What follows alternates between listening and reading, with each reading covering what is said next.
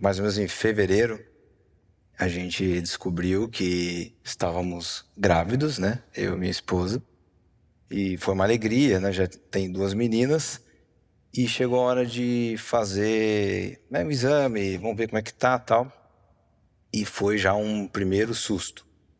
A médica ficou nervosa, minha esposa ficou nervosa também, e falou assim: olha, você tá grávida, mas tem um probleminha aqui. A nidação foi na região do corte da cesárea. Aí fica bem baixo no útero, né? E quando é assim, tem que interromper. Aí foi aquele choque. Mas como assim? Por quê? É porque o embrião cresce e naquela região ele rasga o útero. Ali não é vascularizado, a placenta cresce de um jeito estranho, o feto pode crescer para fora, e você vira uma gravidez cervical, ou se você tocar isso para frente, você pode ter uma hemorragia e morte súbita. Me ligou chorando, já bem tenso, e o ano anterior eu tinha brigado em redes sociais no assunto aborto, né, contra os abortistas, então eu estava com aquele negócio na cabeça, e aí falei assim: olha, você entrou nesse assunto, agora esse assunto chegou na sua casa. E aí falou: vamos correndo atrás de uma segunda opinião. A gente foi para um laboratório top aqui de São Paulo. O exame foi mais minucioso, o médico foi mais preciso e falou assim: olha, esse diagnóstico, o protocolo é interromper. Você está correndo um seríssimo risco de vida. A gente pegou todos os exames, mandamos para uma clínica nos Estados Unidos, que é pró-vida, que ela é anti-interrupção, anti-aborto, e veio o diagnóstico. Falei assim: olha, esse diagnóstico é o único que a gente realmente recomenda seguir com a interrupção. E aí, conversando em casa, a gente chegou no ponto e falou assim: olha, saiu do campo da ciência. Isso aqui já não é mais ciência. A ciência falou para interromper 3 vezes. A gente vai ter que conversar com um padre. Porque médico, a gente já viu o que pensa sobre o assunto aqui. E começamos a conversar com um sacerdote, falamos: não, calma, peraí, vamos ver, vamos rezar, vamos conversar com outros profissionais. Começamos a ir atrás de outros profissionais, achamos um médico mais experiente, o Dr. Zitron, e ele falou assim: olha, complicado, complicado, os médicos não vão querer seguir com essa gestação porque pode ocorrer óbito.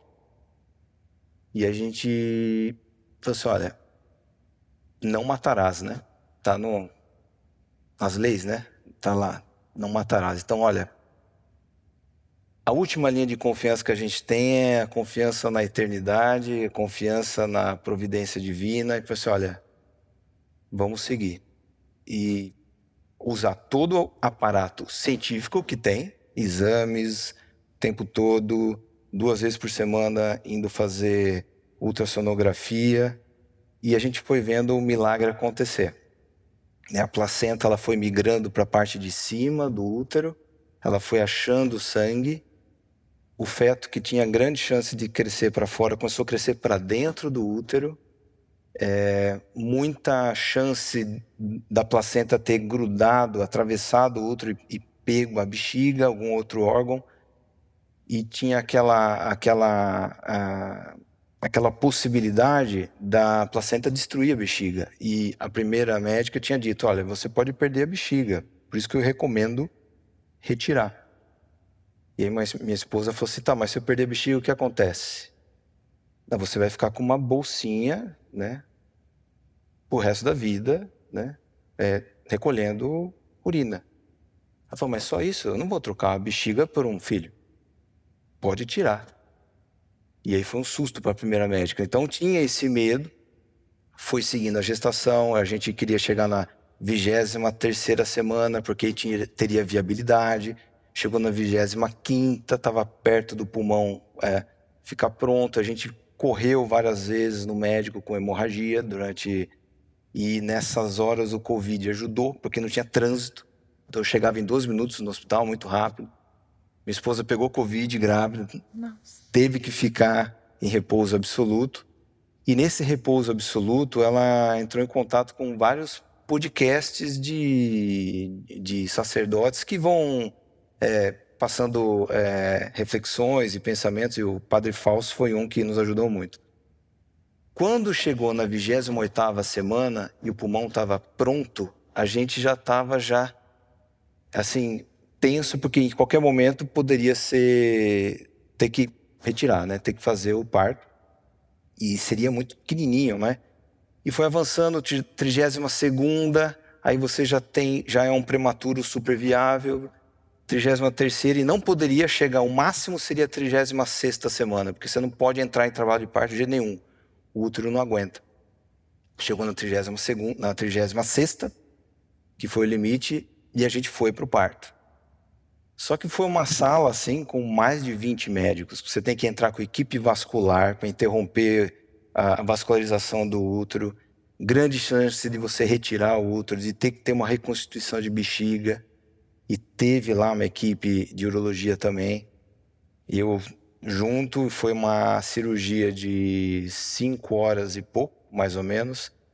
Com 4 horas e meia eles me tiraram da sala. Então a Clarinha nasceu super rapidinho assim. Tirou rapidinho, ela nasceu já com 3 quilos, grandinha, perfeita, estava no colo, mas a minha esposa estava numa situação bem ruim. Então, perde muito sangue, o útero ele foi completamente destruído pela placenta, então a placenta ela rasgou o útero, mas vedou o rasgo ao mesmo tempo, ela foi selando o útero, pegou um pedaço da bexiga, teve que ter reconstituição de bexiga, e em um dado momento me tiraram da sala. E eu sabia o que poderia acontecer. A gente já tinha conversado sobre isso. No caminho para o hospital, minha esposa falou assim, olha, eu preciso te falar 2 coisas aqui, porque senão eu vou ficar com a consciência pesada e pode ser que eu não volte. Eu falei, não toca nesse assunto ruim, vai dar tudo certo. Eu falei, não, eu preciso falar. Tá bom, vai. Ela falou, vou falar só 2 coisas, porque o homem não grava mais de 2. Então vou dar só 2. A primeira, ela falou assim, olha, já tinha 2 filhas e eu poderia vir com mais uma, né?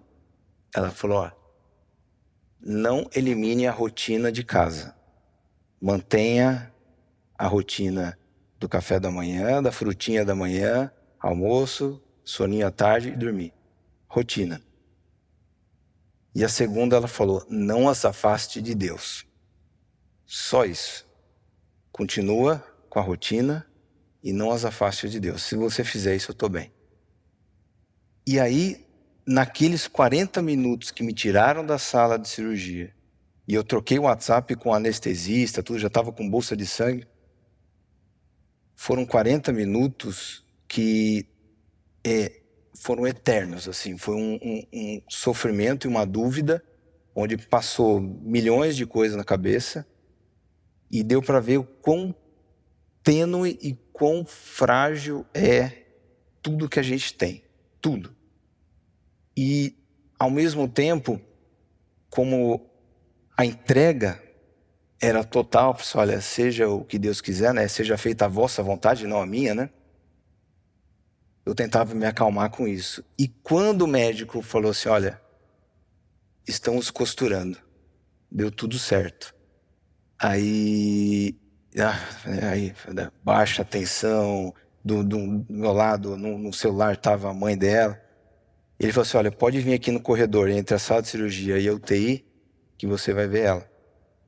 E eu fui tenso, a Clarinha já estava bem, já estava tranquila, e quando eu vi ela vindo da sala de cirurgia, ela foi direto para UTI, né? Tava bem feia a situação, mas controlado. Eu olhei para ela assim, ela olhou para mim, ela falou, eu voltei. E aí, pensando sobre tudo isso, aí que eu comecei a entender um monte de coisa. Então aquela encíclica do João Paulo II, que fala fé e razão, que ele fala que a fé e a razão são 2 asas que elevam o espírito humano, deu para entender, porque somente a razão teria ocorrido um aborto. Somente a fé, sem uma equipe médica maravilhosa, poderia ter ocorrido o óbito da mãe. Então, quando a fé e a razão estão juntas, o milagre acontece. E a gente já ouviu essa frase de que os milagres são marcados pelo sinal da cruz, né? Os milagres são marcados pelo sinal da cruz. E a cirurgia da Helena foi diferente, né? Porque é naquele jeito clássico, né? Então a cesárea foi na vertical, na barriga. E esse corte, ele atravessa as duas outras cesáreas na parte de baixo. Então quando a minha esposa olha para a barriga dela, ela vê uma cruz. Exatamente para a cruz. Meu Deus. Elaine, né?